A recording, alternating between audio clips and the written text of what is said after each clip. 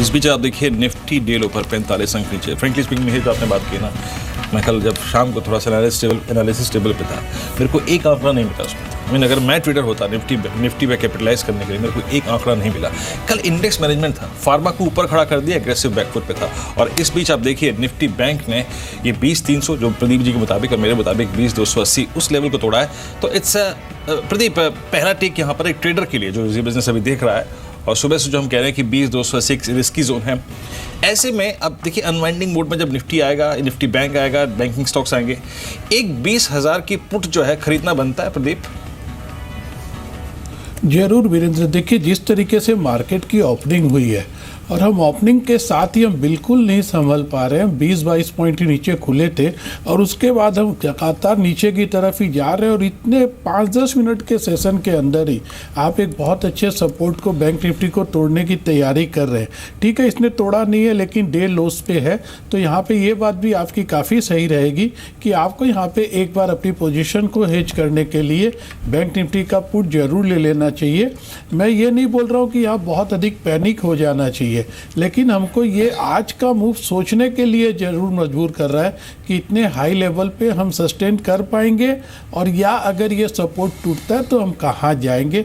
ये थोड़ा सा अभी सोचने का वक्त जरूर आ रहा है। मैं पैनिक नहीं हो रहा हूँ, लेकिन ये मूव थोड़ी चिंता में डाल रहा है। बिल्कुल। चलिए प्रदीप जी, शुक्रिया हमारे साथ इस बातचीत में शामिल होने के लिए। Thanks for joining us.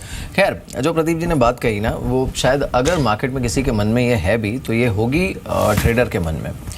At least जो स्ट्रॉन्ग बायर है, क्योंकि मार्केट वैसे आप देखिए काफ़ी स्ट्रॉन्ग हैंड्स में है इस समय, तो कोई मुझे नहीं लगता कि कोई मैसिव करेक्शन यहाँ से देख रहा होगा। इस बीच 8,900 का जोन एक बार टूटा है, 8,899 ये हमने, अगर आप देखें अभी लो लगाया, तो 8,900 को हमने एक बार के लिए वॉलिड किया है, यानी ऑलमोस्ट 3 दिन के लोस को हम टच कर रहे हैं।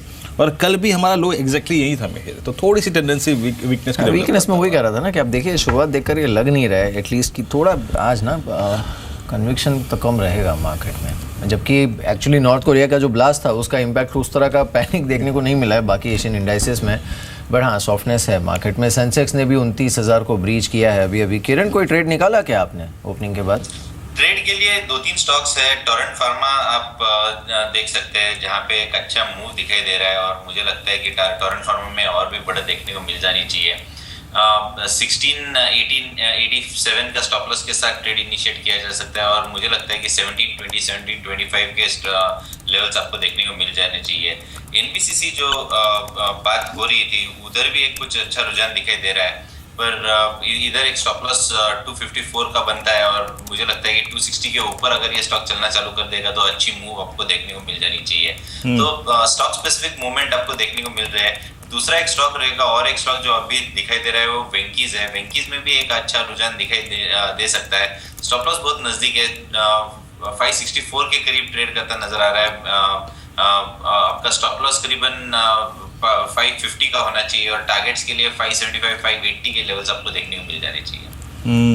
इस बीच आप प्रदीप, ये सॉरी किरण, आप ये बीएचएल के ट्रेडर को क्या कहेंगे जो मुनाफा कमा के बैठा है? मान लीजिए किसी का 140 पे लॉन्ग था, उसने 2 दिन में ऑलमोस्ट 15-15% का मूव निकाल लिया, लेकिन अब एक बार के लिए अनवाइंड करना चाहिए ट्रेड, प्रॉफिट बुक करके बाहर निकले।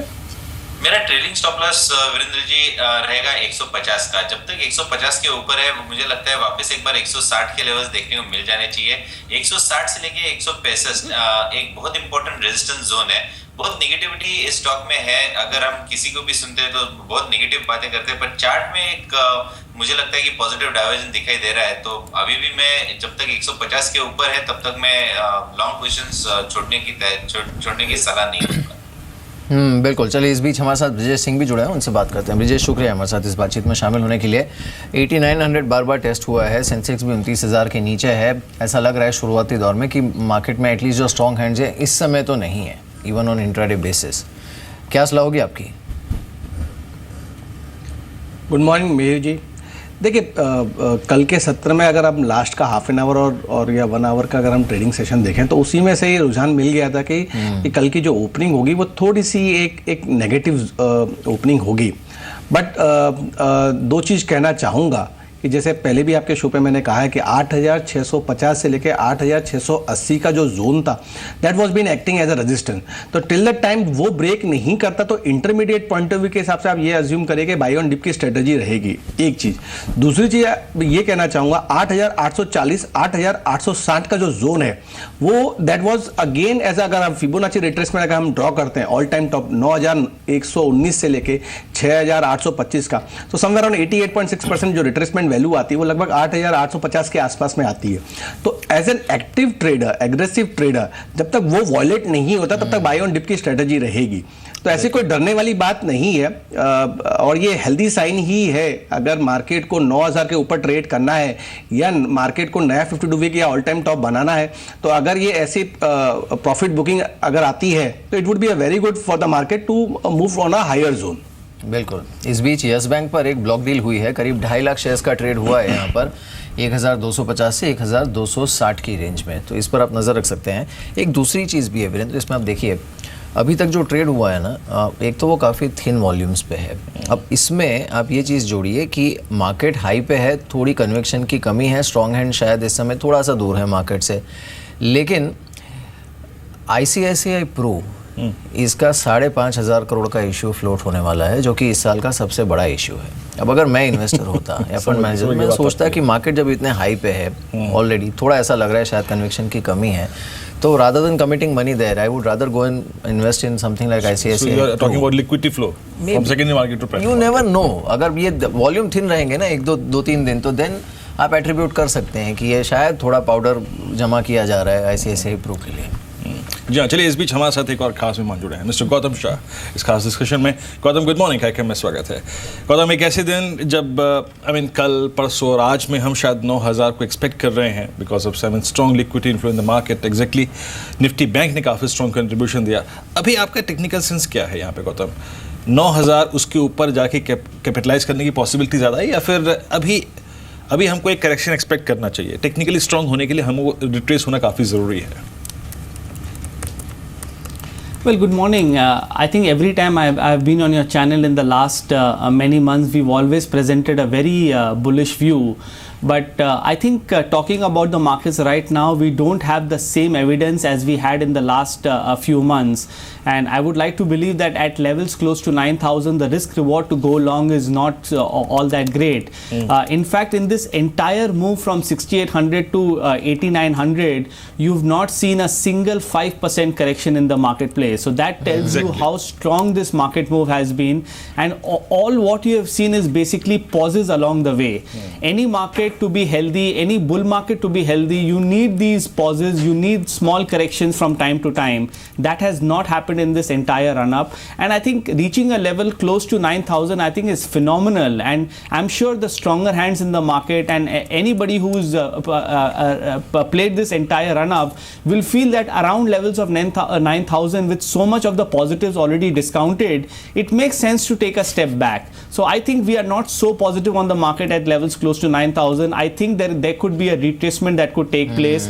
Any small negative factor, whether global or local, can lead to a shift on the supply side. And I think on the downside, 8,750 becomes an important support. So I don't think the market is going to get past 9,000, 9,100 in a hurry. And I think the two pillars of this of the Nifty, which is technology and banking, they are starting to look a little weak at this point of time. So given these two factors, I would like to believe that investors should look at some profit booking here, wait for a small correction or maybe even a 5% kind of a correction which could happen over the next 3 to 6 weeks, and use that as an opportunity to enter. This is only a short-term cautious stance that we have. Our medium-term view is still positive, but near-term I think the juice is very limited. ये अच्छी terminology use की आपने Gautam, juice is limited. लेकिन market में people have this tendency of trying and squeezing every drop of the juice available. ये कहीं technically आपको ऐसे लेवल्स दिख रहे हैं, फॉरगेट टेक्नोलॉजी एंड बैंकिंग, किसी और सेक्टर में जो कि लैगार्ड है, which has underperformed, and maybe to that extent if the index corrects, वहाँ पे downside limited on, maybe you can do a short term trade. Oh yes, if you're looking at opportunities on the long side, irrespective of the view on the Nifty, there are many spaces. Because in the last 10 days, even though the market has been sort of range bound, there are so many stocks and sectors that have done exceedingly well, and I think this is typical bull market behavior. And I think on top of our list is autos. You know, whether you look at the large caps or the mid caps, and even if there is a correction in the overall market, I think auto is a sector which is going to stand tall. Very good setup. I think many of these stocks are trading at 52-week highs, lifetime highs, and despite that, if there is a small 2-3% kind of a correction there, it should be used to buy. So what I'm trying to say is that at levels close to 9,000, you have to be stock specific. It is no more a market wherein you buy anything and it goes up. I think stock specific approach will be rewarded going forward, and I think the comeback of the pharma space yesterday is a sort of an indication that money might be flowing into the defensives, and I think that's an important takeaway that I have seen at least in the last couple of days. So in terms of stock picking, sector picking, I think auto and cement would be my best bets if you still want to play this market on the long side for the short term. Yeah.